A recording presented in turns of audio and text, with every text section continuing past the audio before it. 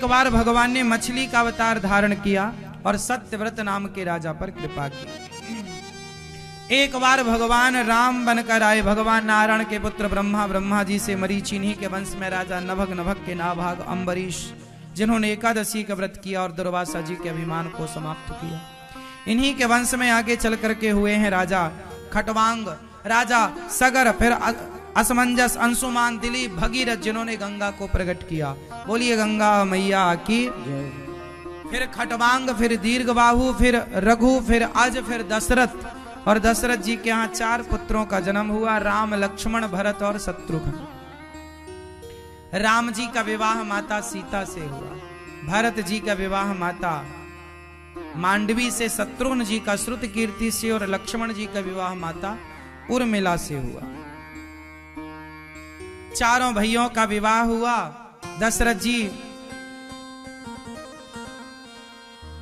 राजा बनाने की घोषणा करते हैं। 14 वर्ष के लिए राम जी का वनवास होता है और माता कैकेयी 14 वर्ष के लिए राम को वनवास भेज देती है।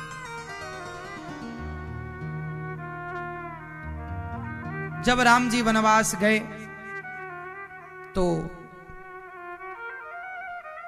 तमसा नदी के तट पर पहली रात्रि विश्राम की और श्रृंगवेरपुर भगवान राम पहुंचे। दूसरी रात्रि को, दूसरा सुबह होते ही केवट से राम जी ने नौका मांगी, केवट जरा हमें पार लगा दो। कभी कभी भगवान को भी भक्तों से काम पड़े, जाना था गंगा पार प्रभु केवट की नाव चढ़े। राम जी केवट से कहते हमें भैया पार लगाओ। केवट बोला मैं पार तो लगाऊंगा, पर पहले आपके चरणों की धूल उतारूंगा, क्योंकि आपके पांव में बहुत जादू है। राम जी बोले हम कोई जादूगर तो है नहीं। बोले आपने पत्थर पर पांव रखा तो नारी हो गई, हमारी नाव लकड़ी की है, कहीं नारी हो गई तो घरवाली लड़ेगी कि मैं थी ये दूसरी कहां से आ गई। चरण धोकर राम जी के चरणों को चरणामृत लेता है केवट और राम जी को नाव पर बिठाता है। नाव डगमग डगमग डोली है। राम जी बोले जरा धीरे चलो, हमसे तैरना नहीं आता। केवट बोला सरकार मेरा हाथ पकड़ लो। केवट ने खुद क्यों नहीं पकड़ा राम जी का हाथ? केवट बोला प्रभु यदि मैंने आपका हाथ पकड़ लिया तो मैं आपका हाथ कभी छोड़ भी सकता हूं, पर आपने जिसका हाथ पकड़ लिया प्रभु आप कभी हाथ छोड़ेंगे नहीं, इसलिए मैं आपका हाथ नहीं पकड़ूंगा, आप मेरा हाथ पकड़ लीजिए। केवट ने राम जी का हाथ नहीं पकड़ा। भगवान से कहो प्रभु आप हमें पकड़िए, हम आपको क्या पकड़ेंगे। केवट ने राम जी को पार लगाया। केवट ने, राम जी ने अंगूठी दी केवट को उतराई में। केवट बोला सरकार आप मेरे घाट आए तो मैंने आपको पार लगा दिया, मरकर जब मैं आपके घाट आऊंगा तो आप भवसागर से पार लगा देना। यही उतराई चाहिए भला, और क्या चाहिए हमें, और क्या उतराई। देखो जीवन में कुछ पुण्य ऐसे करो जिनके बदले आप कुछ लो मत। देखो यदि आपने पुण्य किया और बदले में कुछ ले लिया तो वो पुण्य खत्म हो गया ना, हिसाब बराबर।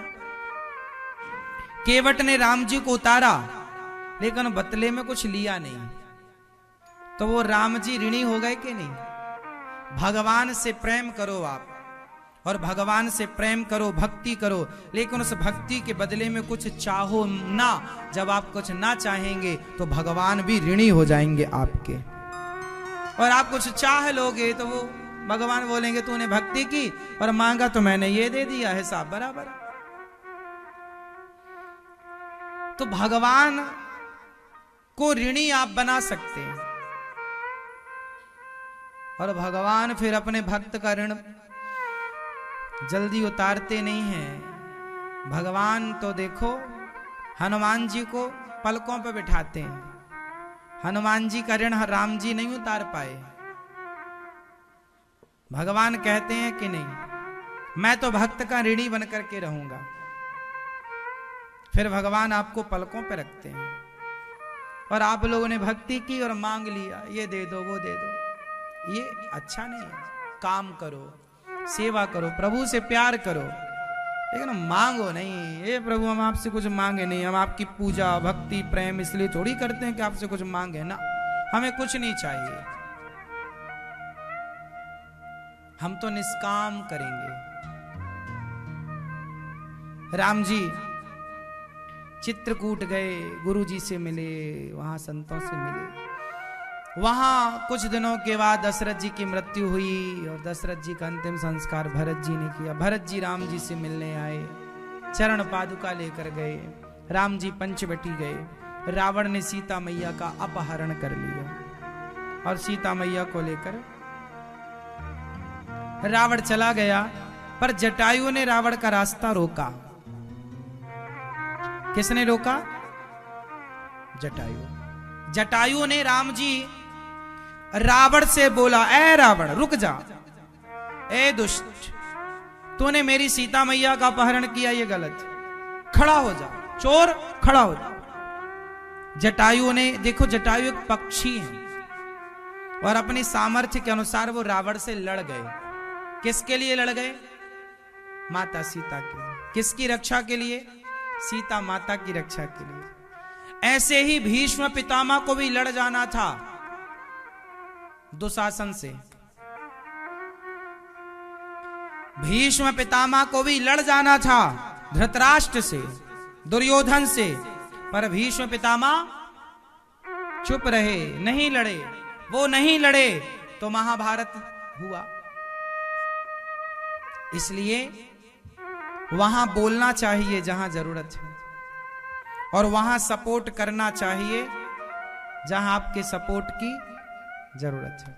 माता सीता को जरूरत थी कि कोई मेरी सपोर्ट करे, कोई बचाए मुझे।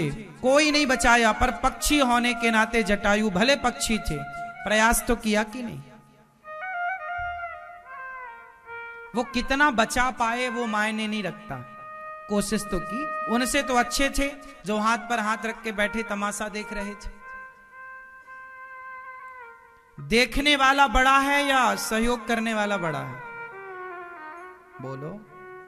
इसलिए देखने वाले दर्शक ना बनो, सहयोगी बनो। जैसे सीता मां के लिए जटायु ने पंख बढ़ाए, ऐसे गौरी गोपाल आश्रम में रहने वाली माताओं के लिए आप भी जटायु की तरह अपने हाथों को बढ़ाओ। केवल दर्शक ना बनो, सहयोगी बनो। दर्शकों की कमी नहीं है, कमी सहयोगियों की है।